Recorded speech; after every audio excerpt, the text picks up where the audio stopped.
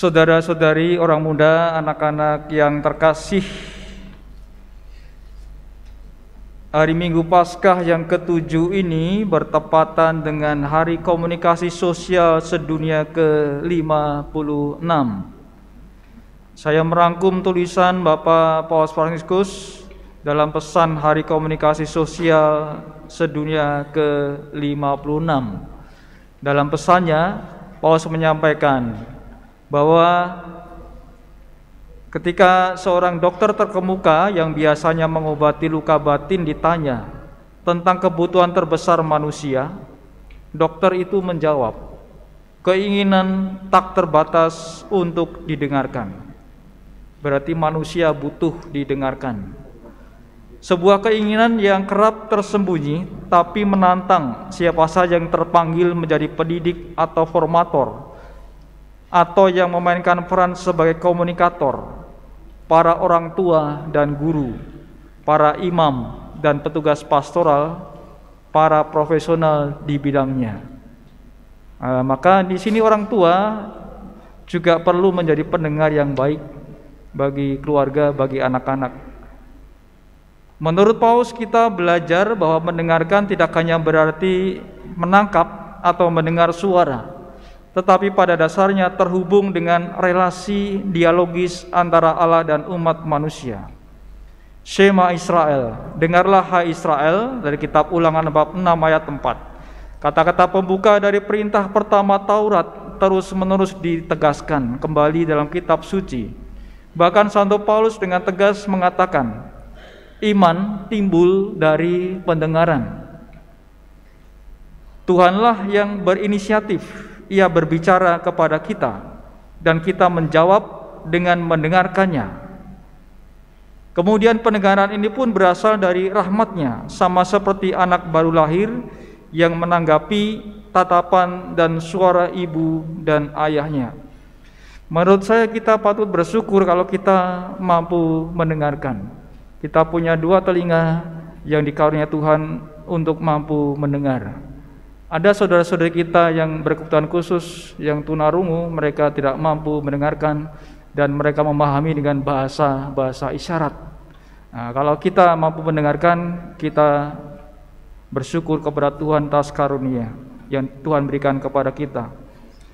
Tuhan mencintai umat manusia karena Dia menyampaikan firman-Nya dan mencondongkan telinganya untuk mendengarkan mereka. Tetapi sebaliknya manusia cenderung lari dari relasi, berpaling dan menutup telinga sehingga tidak perlu mendengar.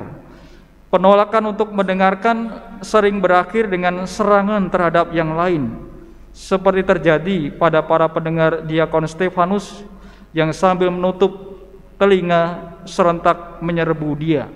Tadi kita dengar dalam bacaan yang pertama, mereka tidak mau mendengar Stefanus dan Stefanus kemudian diserbu. Kadang-kala kita juga salah paham ketika kita tidak mau mendengarkan sesama kita, tidak mau bersabar.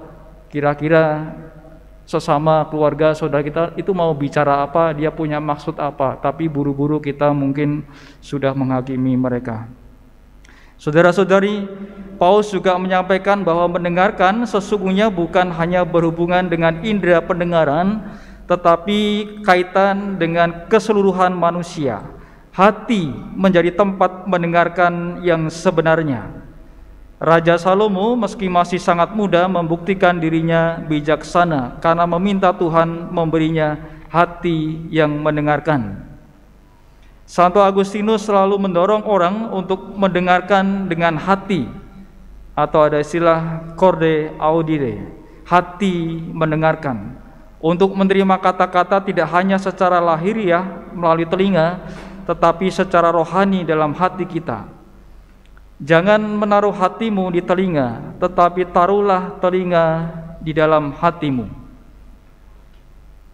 Pesan Paus itu mengambil judul mendengarkan dengan telinga hati. Mendengarkan dengan hati berarti kurang lebih seperti itu, karena hati memang gak punya telinga, kan tetapi kita berusaha mendengarkan dengan hati, dengan tulus. Saudara-saudari sekalian, dalam kenyataannya sangat disayangkan Paus menyatakan bahwa kurang mendengarkan yang banyak kali dialami dalam hidup sehari-hari juga tampak dalam kehidupan publik, di mana bukannya saling mendengarkan satu sama lain, kita malahan kerap saling membicarakan masa lalu satu sama lain. Kalau saya katakan mungkin nih ya, gosip ya.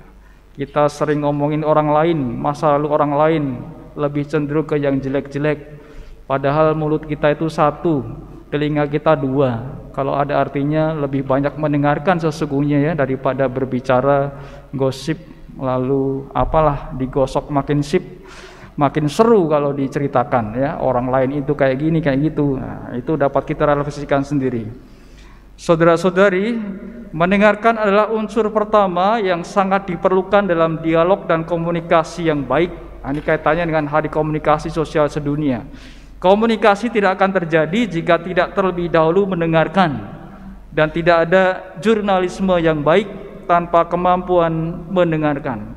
Perlu mendengarkan dalam waktu lama untuk saling memberikan informasi yang padat, seimbang dan lengkap. Demikian pula untuk dapat menceritakan suatu peristiwa atau menggambarkan sebuah realitas dalam berita, pentinglah mengetahui cara mendengarkan, siap berubah pikiran dan mengubah asumsi awal. Saudara-saudari, kemudian ada pertanyaan, mengapa kita harus berjuang untuk mendengarkan? Paus mengatakan ada seorang diplomat besar tahta suci, yaitu Kardinal Agustini Casaroli, biasa bicara tentang kemartiran atas kesabaran yang diperlukan untuk mendengarkan dan didengarkan dalam negosiasi dengan pihak-pihak yang paling sulit demi mendapatkan kebaikan terbesar dalam kondisi kebebasan yang terbatas. Memang perlu dalam situasi yang sulit, menurut Paus, mendengarkan itu butuh keutamaan kesabaran bersama dengan kemampuan untuk membiarkan diri sendiri kemudian melihat kebenaran. Sabar berusaha untuk mendengarkan sesama. Kadang-kadang ketika ada persoalan, kita itu perlu sabar mendengarkan, perlu jernih untuk berpikir, sehingga ketika sabar mendengar, moga-moga ada sebuah penyelesaian yang terbaik ketika kita sudah mendengarkan. Di dalam gereja juga ada kebutuhan besar untuk mendengarkan dan saling mendengarkan satu sama lain. Inilah hadiah paling berharga menurut Paus dan menghidupkan yang dapat kita tawarkan satu sama lain. Lalu saat ini, saudara-saudari, tugas paling penting dalam kegiatan pastoral contohnya adalah ada istilah kerasulan telinga, mendengarkan sebelum berbicara, seperti nasihat Rasul Yakobus. Biarlah setiap orang cepat mendengar, lambat berbicara. Kadang-kadang kita cepat berbicara tapi tidak mendengar ya. Belum tahu apa-apa sudah berbicara.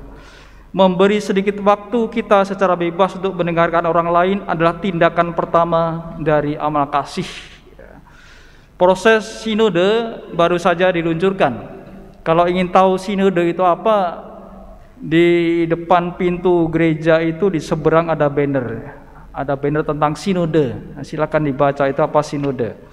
Dan mari kita berdoa agar menjadi kesempatan besar dalam sinode untuk saling mendengarkan.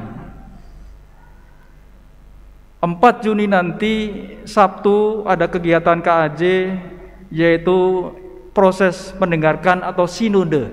Bapak Uskup, para imam berusaha mendengarkan apa-apa yang pernah disampaikan umat. Kalau Anda di Lungkan pernah itu berkumpul bersama untuk menjawab pertanyaan-pertanyaan atau ada usulan gagasan, itu yang akan didengarkan oleh Bapak Uskup bersama dengan para imam. Sinode, saatnya mendengarkan.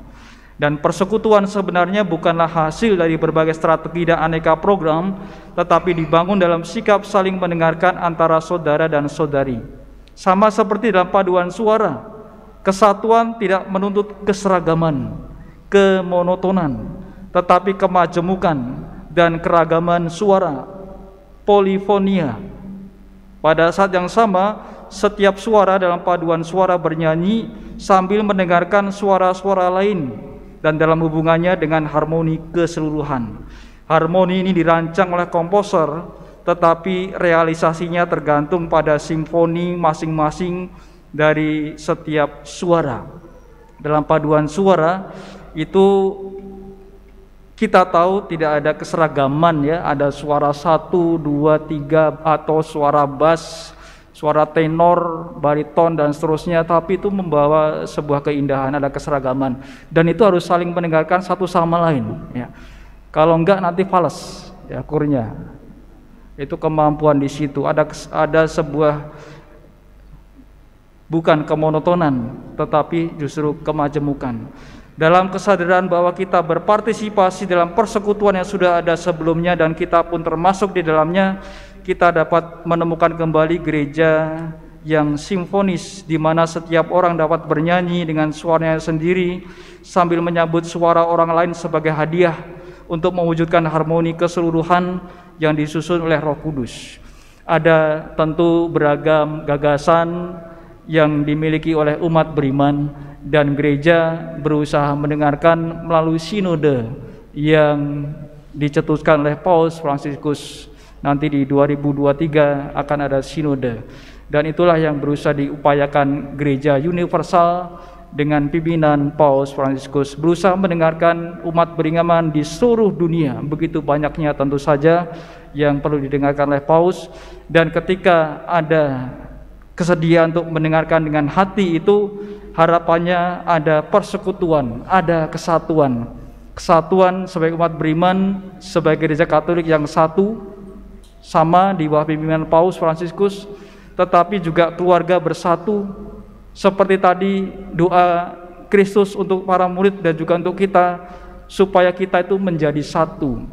Satu sama dalam iman akan Allah yang hadir ke dunia untuk menyelamatkan kita.